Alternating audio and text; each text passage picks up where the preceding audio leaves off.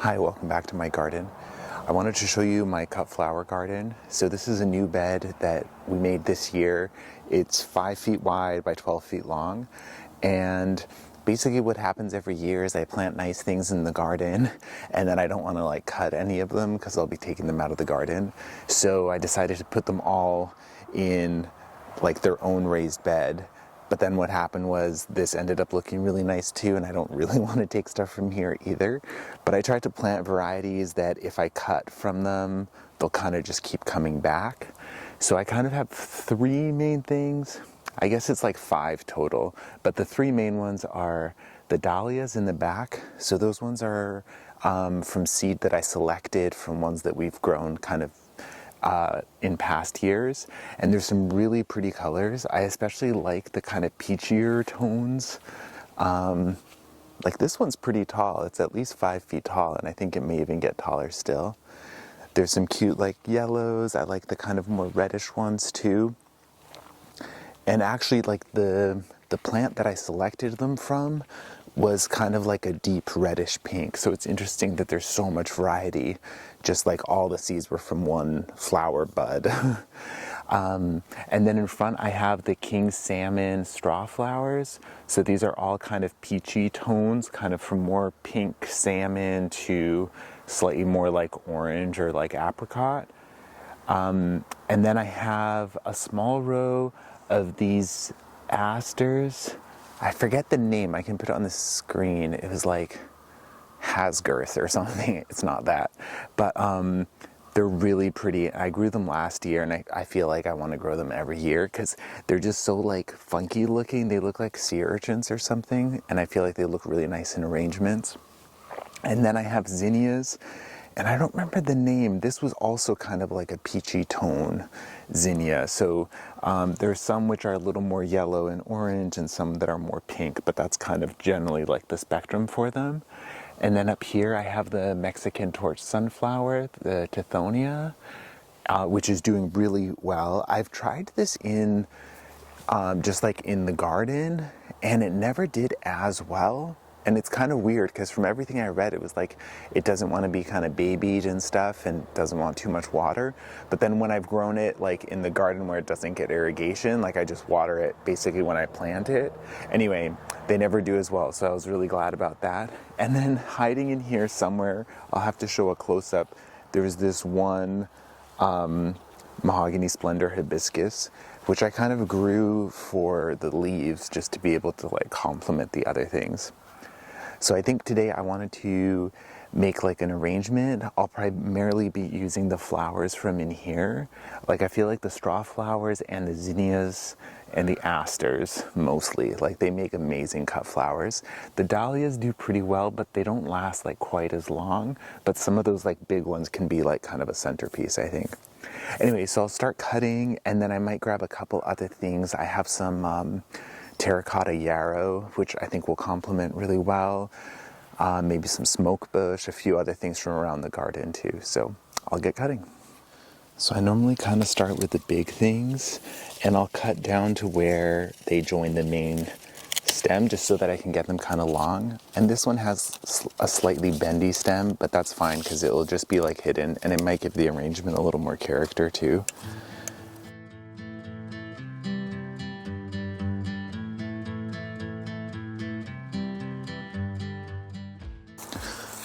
Cool, so here are the zinnias. I feel like that's going to be a good start. I'll put these in water, and then I'm going to cut the straw flowers. And for the straw flowers, I take most of the leaves off, just because they're not like the prettiest. So with the straw flowers, I guess they continue to open after you cut them. So I think you're supposed to cut them when the center's still closed. But I don't find the disc in the middle that ugly. I think that's more if you're like drying them maybe, that you don't want that like center disc to be showing too much. So this is like the center disc. I think maybe if they're drying, then that can go brown, which isn't the end of the world, but so pretty.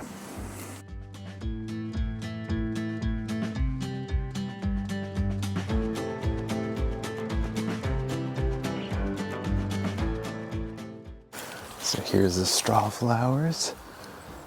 The lighting's not very good, but hopefully you can kind of tell what's going on. How's that? But yeah, I love the variation. So I'll put these down with the zinnias over here in the shade. And then I'll collect some of the asters and maybe a couple of the dahlias.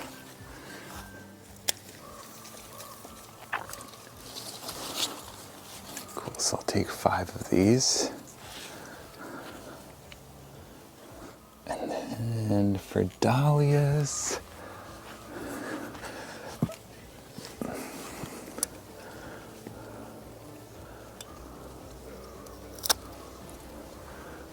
there's this one that I've had my eye on. I feel like this one will make kind of a nice centerpiece for the arrangement. Okay, maybe I won't take any of these ones, but I have a nice selection. Like these two together are so pretty. Yeah, I love how these ones look kind of like, I don't know, they're like gold with like egg yolk and then just like a little blush near the middle. Cool, so I have my little vases here with all the flowers from the cut flower garden, and I'll just go around the yard and get a few other things to kind of complement. I forgot to mention, I don't know if the camera will pick it up or the microphone, but this bed has been so popular with the hummingbirds. They've just been like all over it. The zinnias, the tiphonias, the dahlias they love. And also right next door I have this bed that has cucumbers and scarlet runners. They're kind of like a blushy scarlet runner. But anyway, those have also been like really popular. So this whole area, the hummingbirds get really competitive. They hang out on the clothesline, and then one of them will come down and feed, and if somebody else whose territory it is, or I don't know exactly how it works, but they'll just like come down and swoop them and like scare them off. It's pretty fun to watch. So this area also kind of has those like blushy tones. So this is the terracotta yarrow. So it comes out kind of orange and then fades to like yellow. And I like to cut it before it fades too much. And then the new buds come in and it kind of starts all over again. So maybe I'll cut like this. It's nice to just get it in like the different stages so that there's like a little bit of variety as well. So some nice kind of peachy tones. I'll see what else I want to get. Okay, and then I have this smoke bush, which the leaves actually kind of look like the honesty. They kind of have that like round, but yeah, I just love how these look. They just like make like a really nice kind of foamy backdrop for whatever else is in the arrangement. But yeah, I love how they're kind of transparent and very like feathery. If the corn was a little further along, these would also make like an awesome addition. Also, like, I don't know if you can see it, maybe my shadow's on it, but those like kind of purple tassels are so cute. Okay, the lighting's a little tough here, so I'm not sure if this will be visible, but I think I'm gonna grab a little Crocosmia too. I love that the stems are kind of a purple color. I'll take it with a few leaves and then decide afterwards if I want to use them, but there's nothing else that has that kind of leafy texture in the arrangement, so it might be a good addition. But yeah, if I want like a height element, I feel like these will look awesome. And the combination of the purple of the stems with the smoke bush is like perfect.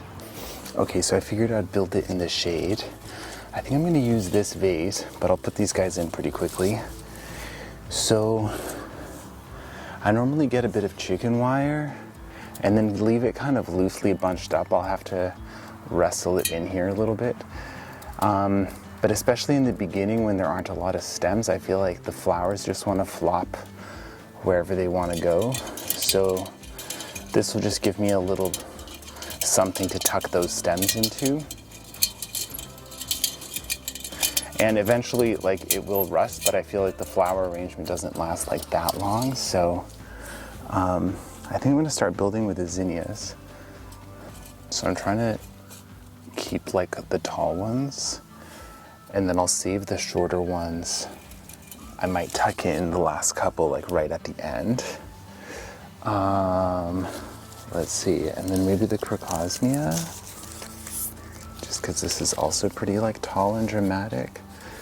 I'm not sure if the leaves are gonna rot, but I like how they look, so I might give it a shot, and then if I see them looking like not great, I can cut them off after.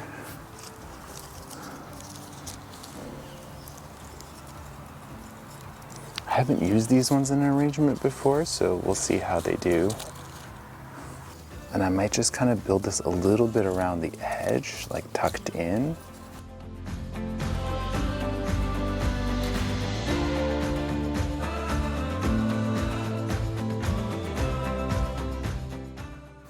Like, I feel like it already looks pretty full, but I'm just gonna keep going.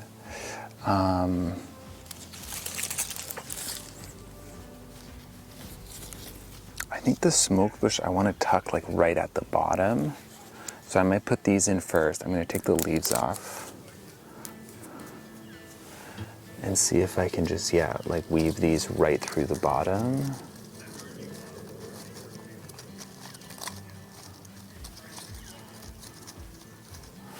So that it's a little bit like a fluffy cloud that everything else is sitting on. Okay, so that's what we have so far. I think I want to put the straw flowers in next, and I might have to time lapse this because I'm gonna have to take all the leaves off. I didn't do that before. Just gonna start like poking them into spots, and hopefully there's still room for the stems because it's getting a little bit congested. But I feel like if they just kind of gently hover above everything, that will be really cute too.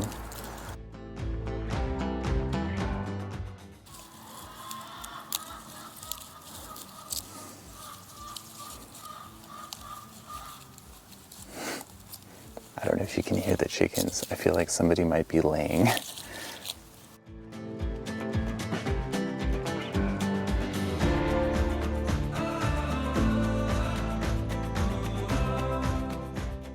I do still want to use these guys. I'm not sure. I think there may not be room for these ones. And I don't know if they're necessary. They might make it look a little bit too busy. I feel like the asters would add something that's not there. I'll see if I can tuck one in and see what that looks like and then decide.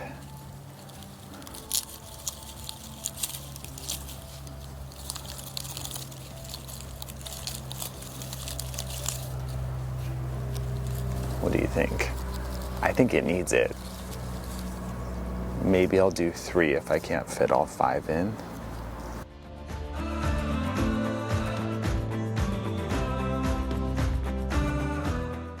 So, I don't know that it needs anything else, but I might just keep going. I feel like the dahlias compared to the zinnias, they just have something a little different. So I feel like adding them does add something that's not like already there. Okay, hopefully I didn't just like cover a bunch of things. But yeah, there's just something about them. I'm also just like a sucker for dahlias. Like especially when they're grown from seed, I'm just like, I love the tuber ones too, and they can be kind of fancier, but yeah, I don't know, just like the whole process of growing them from seed kind of makes the result feel more special, even if the flowers are more basic. Ooh, can I get this one in? Oh, this one's losing its leaves, its petals, so I feel like maybe that one, that's better that it didn't fit in. However, I'm like a tiny bit OCD about the numbers, so I'm gonna go get one more just so that there's 3. Okay, and this one's just starting to open, which means that it will be easier to tuck in. And I feel like I'm cool with it being like a little bit higher up too, because the crocosmia on this side is a little bit taller. So maybe even like here. And then once that opens, it can kind of sit above everything else. Okay. But here's this one. I love it. I feel like I generally love any arrangement that I make. And yeah, pretty much, so not the crocosmia because that just appeared. The yarrow, this yarrow is like amazing. Like yarrow in general, like I've grown some of it from seed, but to get the kind of like cooler color varieties, I think you can do those from seed too. But anyway, I bought one pot and then I've just like divided it over and over again, like at the end of every season. So now I have like, I don't know, at least 15 different clumps of it, and all came in like one gallon pot. And then pretty much everything else is from seed. So like not the smoke bush, but yeah, pretty much everything else. So pretty exciting times. Okay, I'll do a little photo shoot with it. Yeah, I'll show you the results.